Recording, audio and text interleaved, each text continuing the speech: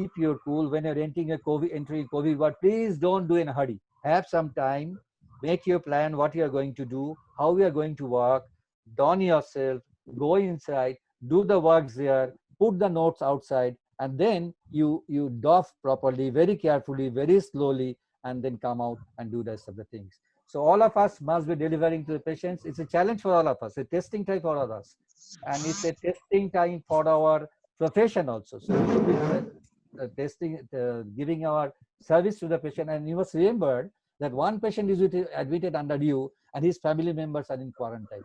So please try to understand the state of affairs the person is there. So we should be having our human touch. This is a profession where human touch is very important. We should be communicating to the patient party about the condition of the patient, how the patient is doing. If the patient is doing unwell, we talk to them very correctly and giving proper information. And you as critical care specialist, I know, I understand you are more vulnerable. So please be careful. And I wish you all very safe and successful journey to this pandemic. Thank you very much for your kind attention. Thank you, Dr. Shah, for your excellent deliberation. I think all the participants can send some questions to Dr. Shah also. I just want to say, sir, Dr. Shah, that this triad system is of immense importance. And actually, triad system, there should be a perfect combination with the different departments, along with the emergency department and the flu clinic. But unfortunately, probably this is not properly existing in our setup.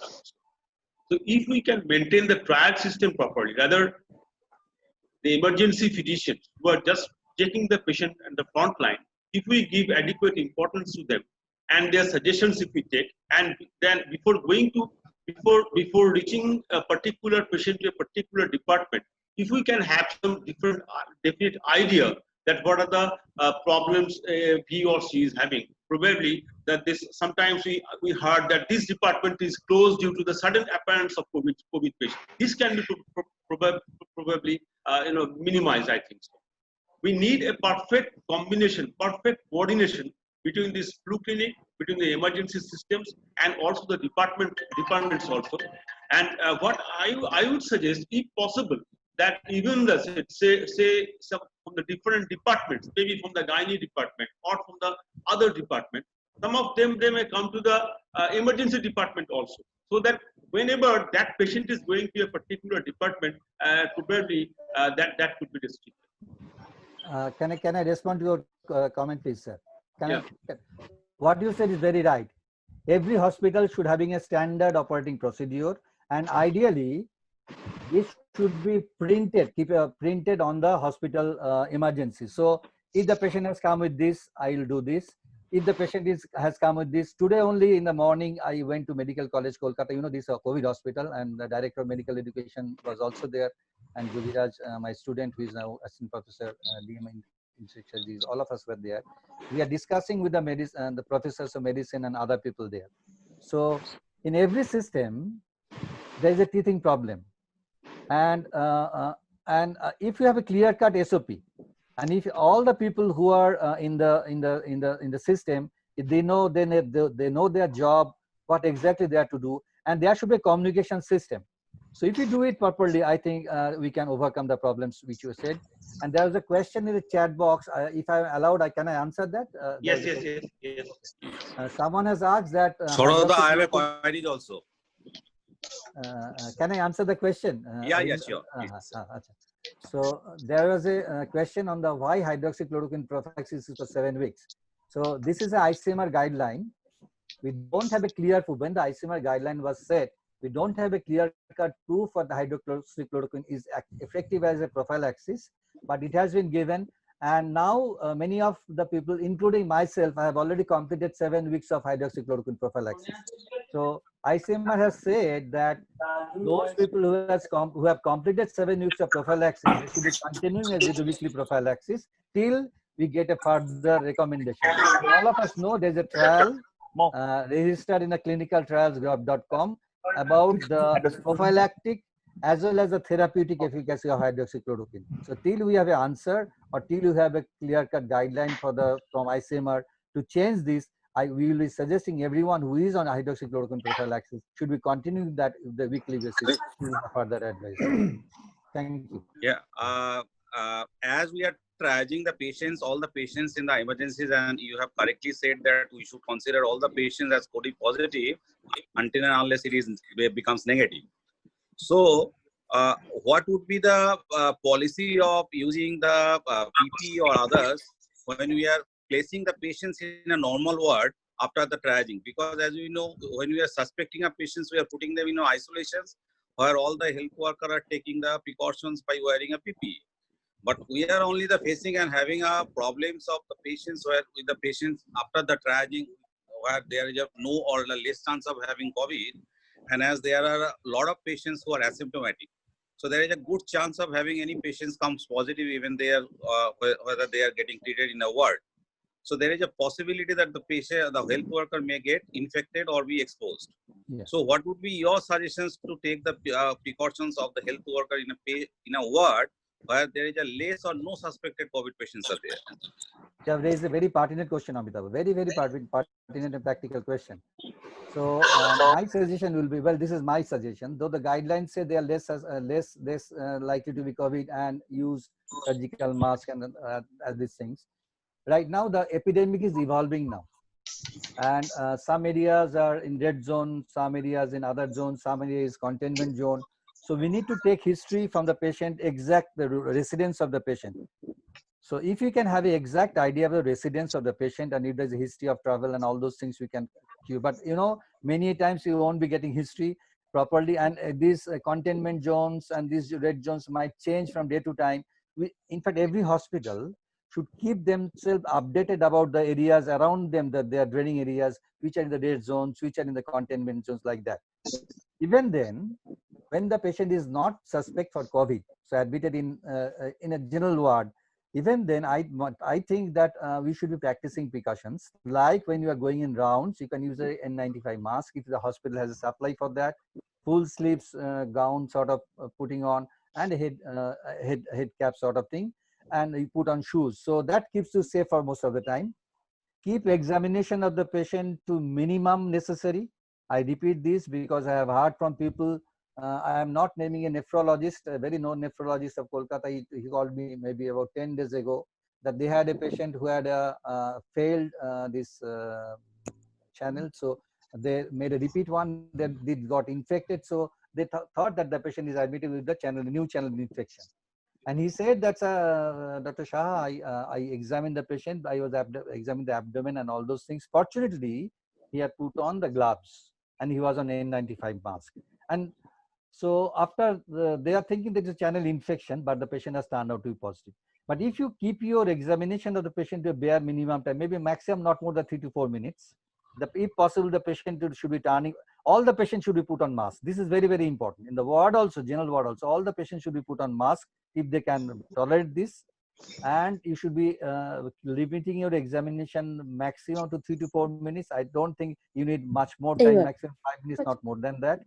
You use a cap, a N95 mask, and a full gown and a shoes. And I think even if the patient later on turns out to be COVID, you did not have a significant exposure, and you don't need to do anything. So this can be policy available for your hospital. Thank you. Right, sir. Thank you, sir.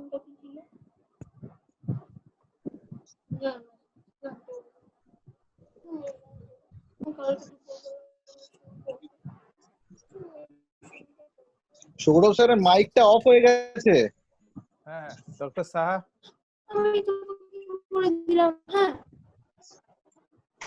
Hello.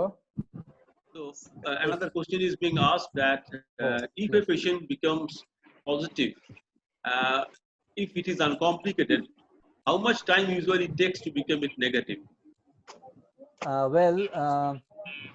See, we are classifying the cases into mild, moderate, and severe.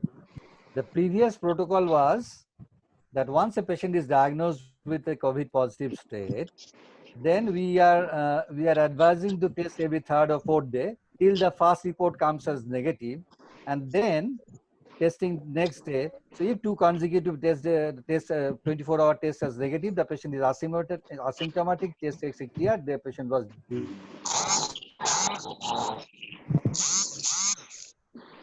discharged. Mild and the moderate cases, you don't need to repeat the test. The patient is with you, but if the patient is 10 days after the onset of symptoms, the patient is doing well, no antipyretic for the last 3 days, or no oxygen requirement for the last 3 days, the patient is stable, you can discharge, no necessity to repeat a test, because it has been usually seen the patients become asymptomatic in 8 days of time. There has been a study which has looked at the average 8 days time the patient becomes non-infectious. The smear may be positive.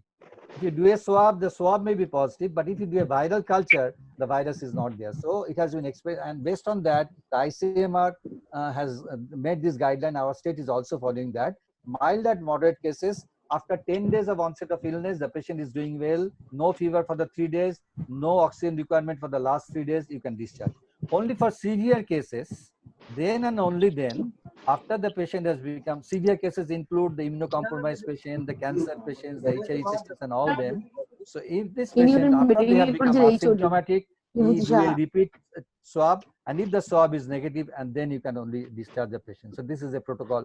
And I just missed to say one thing in the main presentation. In a SARI patient, you're suspecting it is SARI, your swab is negative, please repeat the test maybe after 3, 4, 5 days, because the sensitivity of the test, I missed to say this, the sensitivity of the test is 60 to 70%. That means even if you get a negative result, there's a 30% chance that your patient positive. So if you have a suspect patient, SARI patient, who is strongly suspecting, first test is negative, but you have a strong index of suspicion, please repeat the test after 3, 4, 5 days. And if it is again negative, then you can say that this is not a COVID patient, is a non-COVID patient. Thank you.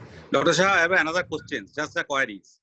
See, this is related to the patients when you are seeing the patients in the OPD.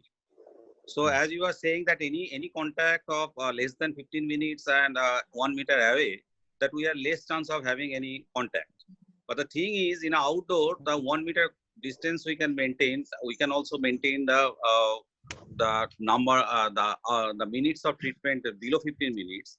But per se in particular, that particular doctor is actually staying in the same chamber for at least 1 or 2 hours to see 10 patients. So in a ground reality, though the patient who is COVID positive, asymptomatic, is actually left out from the OPD, but the doctors is there. So doctor is being actually exposed more than 15 minutes. So what is your suggestions in that case? Would you like to suggest us to wash every time the hands and sanitize the table and the chair of the patients after every patient? Amitabh, you have raised again a very particular practical question.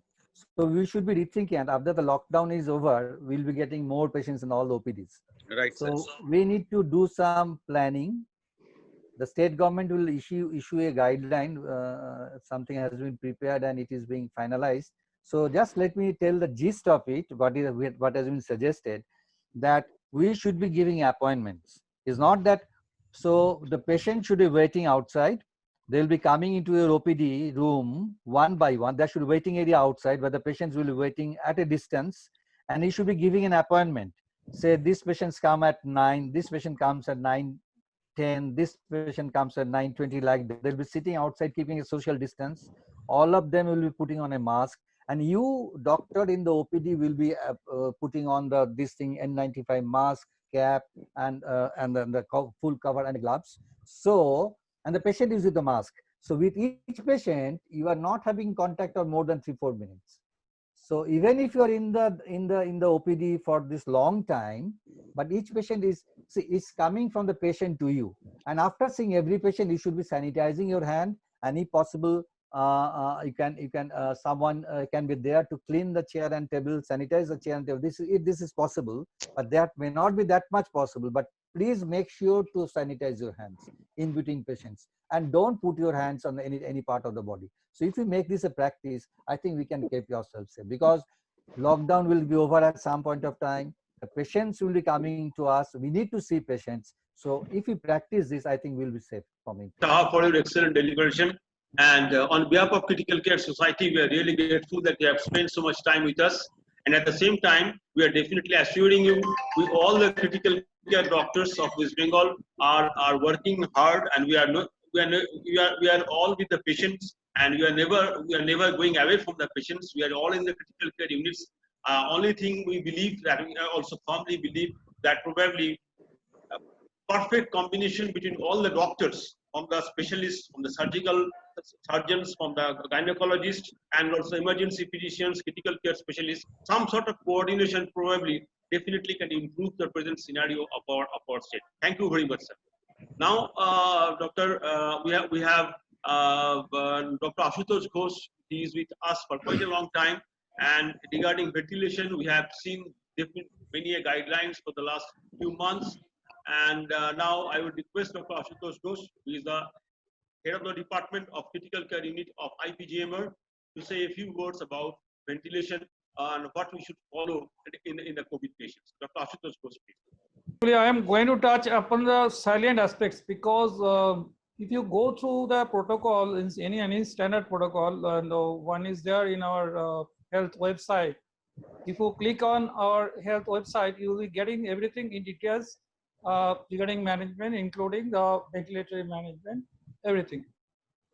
So just I'm going to touch upon the salient specific issues, because the treating a COVID pneumonia or COVID ARDS is not much different from any other viral pneumonia, as you do in any other cases, but with some specific strategies.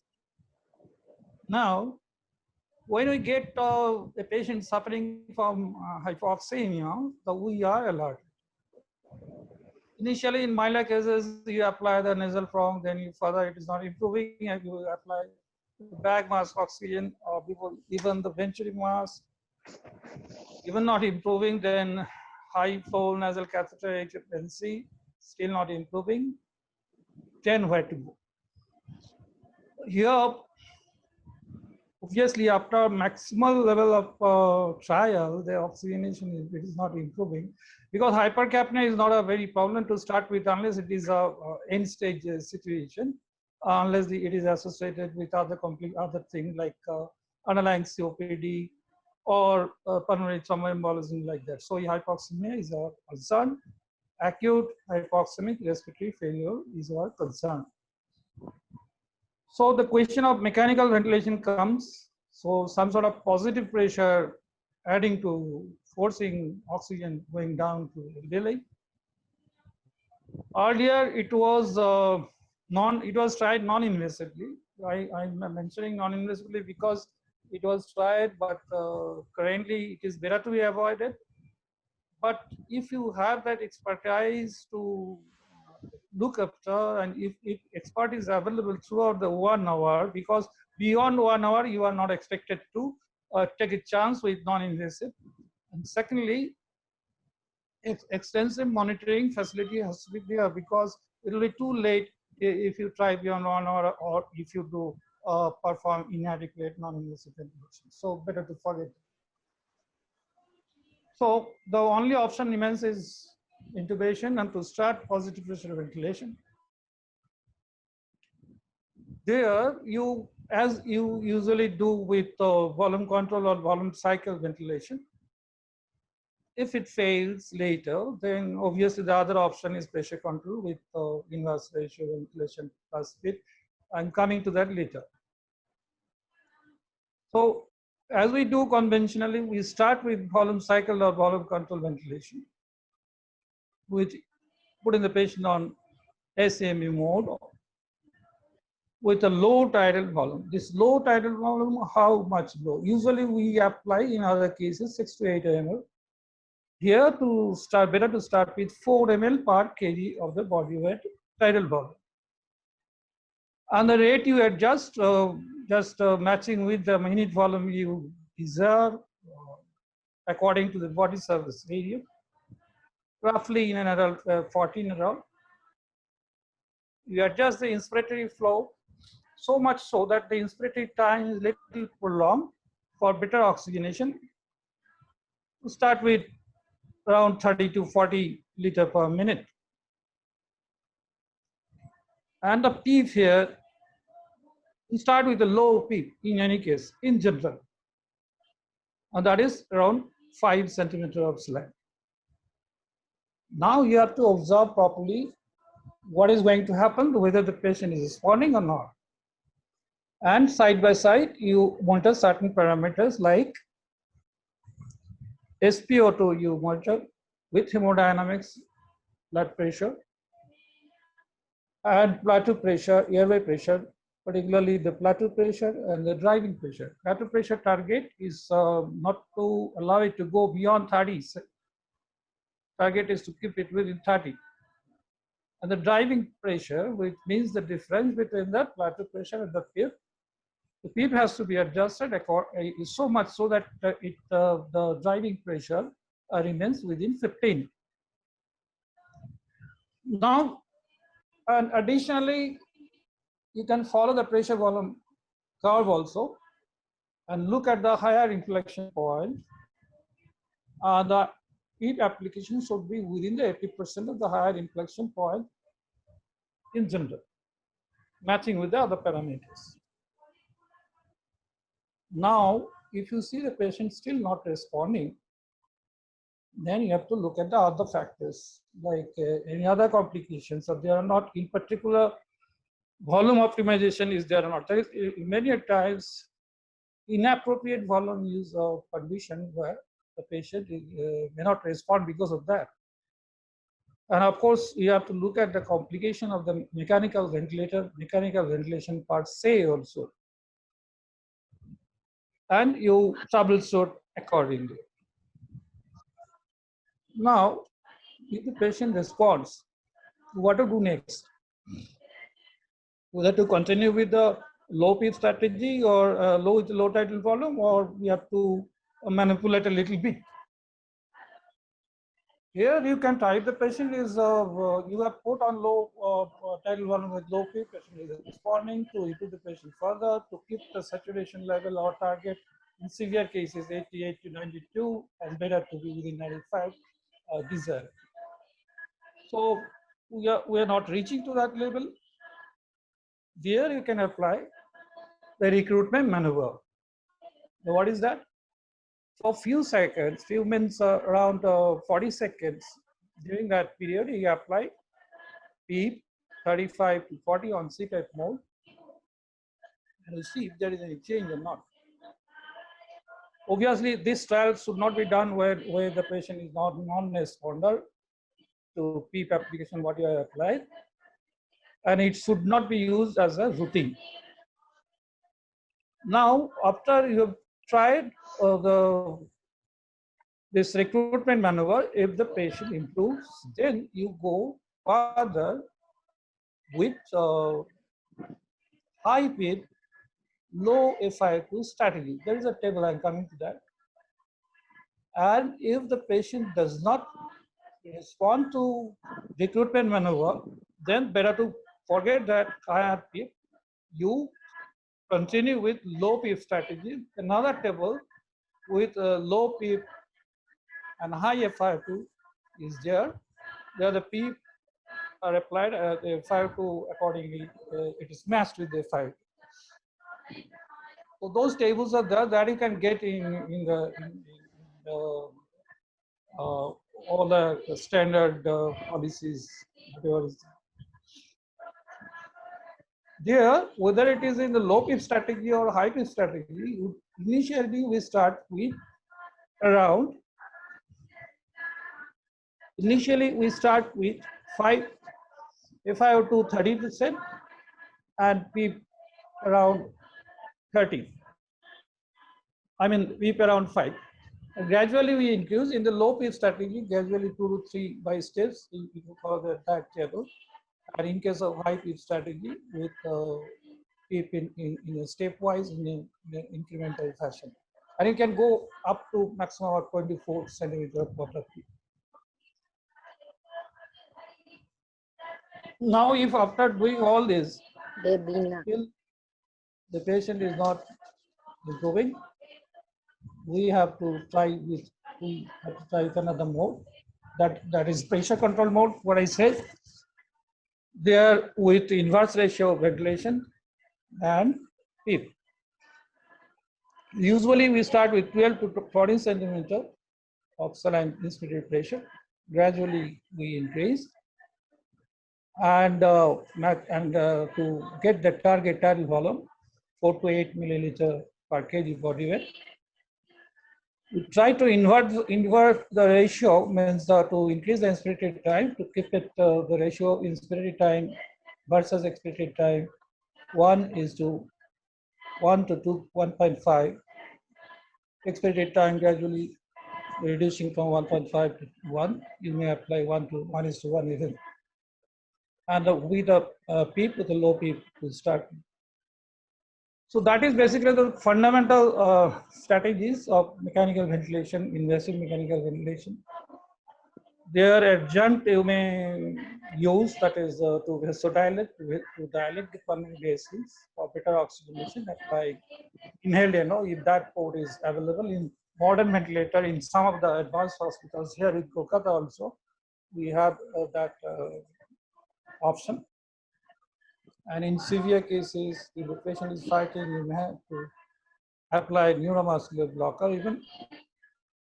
So all these things are done, and even if it fails, so another option is bone positioning.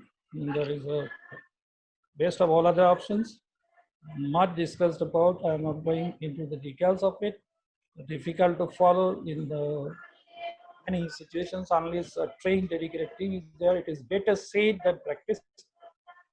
They indicated when the partial pressure of oxygen versus FiO2 ratio is less than 150, with a FiO2 0.660 after application of 60% of oxygen or more, with an application of PEEP 5 or more.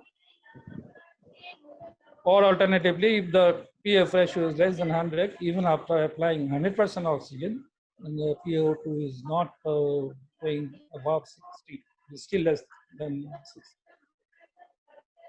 So, in a nutshell, that is all about the ventilatory strategies, how to improve oxygenation, because that is our target. I would like to touch upon certain salient points. When you start the ventilation, when you maintain mechanical ventilation, that is intubation checkpoints. Always there should be one dedicated team who is most experienced, because you cannot take place on a single chance you have to intubate, save the patient as well as to protect you and other healthcare workers in and around. All barrier safety much discussed. I'm not going into details. You have to take care. Closed system suctioning has to be there to avoid the spillage. Rapid sequence intubation is necessary, and for that matter, if needed, propofol and suctioning choline have to be applied by the expert hands. That's why I say the expert. It cannot be allowed by junior fellow to do this. Wherever video laryngoscope is available, it helps to intubate in a safe way. We are having in government hospitals already supplied the video laryngoscope. IPT is there, you apply. In difficult situation, better to think about beforehand. You plan accordingly. If you think it is difficult, you consult an expert and anesthesiologist advice. While doing so, if you get problem, you consult one standby expert.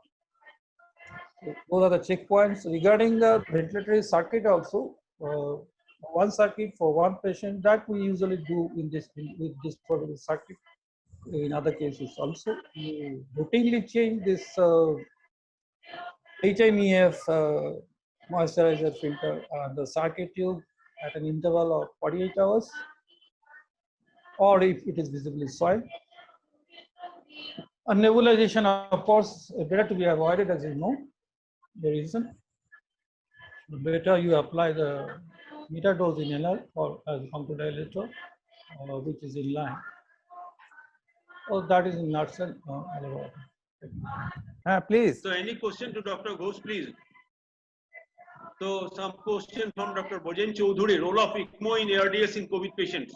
role of ECMO in That is the last ARDS in option. COVID patients. Actually, if everything fails, ECMO, extracorporeal women oxygenation, already things are being developed in government hospitals also. So we have started training the residents in our department at SSKM, and the equipment is being supplied to medical college and other COVID hospitals. So they are venous extracorporeal oxygenation trial cells in some cases. The actual data is lacking. Finally, how much? But we should try if we have to complete that. Dr. Ghosh, I have a question to you. As Yes. before considering the ECMO, would you like to consider the patients to be on the prone, and what would be your the criteria of patient putting on proning, and when you would like to start the ECMO of these patients? What would be the criteria for putting the patients on proning or ECMO? As I said, the patient, the proning position should be tried when your standard mechanical ventilatory strategy fails. And first thing, it should be started within 36 hours. 36 hours, we should start early. No, Dr. And Ghosh, the I am just criteria is when the blood gas goes, PF ratio goes below 150 with FiO2 0.6 and the PEEP 5 or more than 5. Or PF ratio is less than 100 even after applying 100% oxygen, and there also the PaO2 is less than 60. now, Dr. Ghosh, what I am asking you, because for these COVID patients who are suffering from the intermediate group of SARI, so we are basically putting the patients with oxygen, not on ventilator. So would it be wise to put the patients, all the patients on prone positions much earlier when the patient is putting into a ventilator? Because anyway, the patient was in a prone position. If we really, any patient goes from gradual increasing oxygen to a ventilator. Any patient comes directly to on ventilator, we really do not get any chance for proning them. But if any patients who comes to us getting little bit of oxygen, then we prone them, and ultimately the patients develop more oxygen demand and go to a ventilator. And this is the situation I am asking, whether Yes, these need yes, some I got your more early question. proning. You got your question. The scope of proning in non-ventilated patient and ventilated patients. Right. That is what you are asking. Now, what I said, the proning of the patients who is on ventilator non-improving, that is an additional trial that is done, that can be done in as in other ARDS patients also. And secondly, if the patient is still not intubated and not on invasive positive pressure ventilation, there one what I say, a strategy is involved. I don't know how far it is going to be effective. Maybe effective in some cases.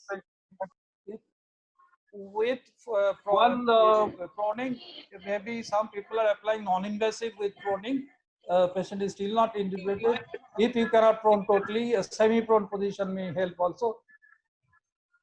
Desperately, the people try with that, but how far it is validated, that has to be seen. Lecture is there, then we will share our experience in Calcutta. Dr. Susut is there, Dr. Tanmoy is there. So after Dr. Sugoto complete his lecture, then we will come and we will sum up about our experience, and we will hear from Dr. Susut, Dr. Suresh as well as Dr. Tanmoy, and that time I think they will also discuss some of the